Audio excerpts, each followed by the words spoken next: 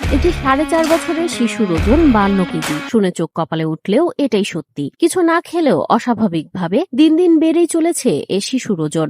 স্বাস্থ্য ঝুঁকির কথা ভেবে মা বুকের দুধ খাওয়ানো কমিয়ে দেন, কিন্তু তাতেও কোনো পরিবর্তন আসেনি, বরং শিশুটির ওজন বাড়তেই থাকে অস্বাভাবিক গতিতে।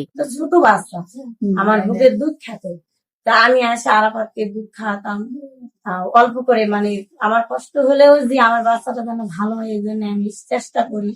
তারপরেও দেখি যে আরাফাত খায়েও ওজন বাড়ে, না খায়েও ওজন বাড়ে। নিজের ওজনের কারণে মায়ের কোল থেকেও যেন বঞ্চিত আদরের এ ছোট্ট মানিক। সন্তানের ভার সহ্য করতে পারছে না মা বাবা। জন্মের সময় একেবারেই স্বাভাবিক ছিল, ওজনও ছিল মাত্র 2.5 কেজি, কিন্তু কয়েক মাসের মধ্যেই বদলে যেতে থাকে শিশুটির ছোট্ট শরীর। 6 মাস বয়সেই তার ওজন দাঁড়ায় 14 কেজি। তখনই চিন্তিত হয়ে বাবা মা ছুটে যান চিকিৎসকের কাছে। পরীক্ষায় জানা যায় গ্রোথ হরমোনের অস্বাভাবিকতার কারণে দ্রুত বাড়ছে তার ওজন।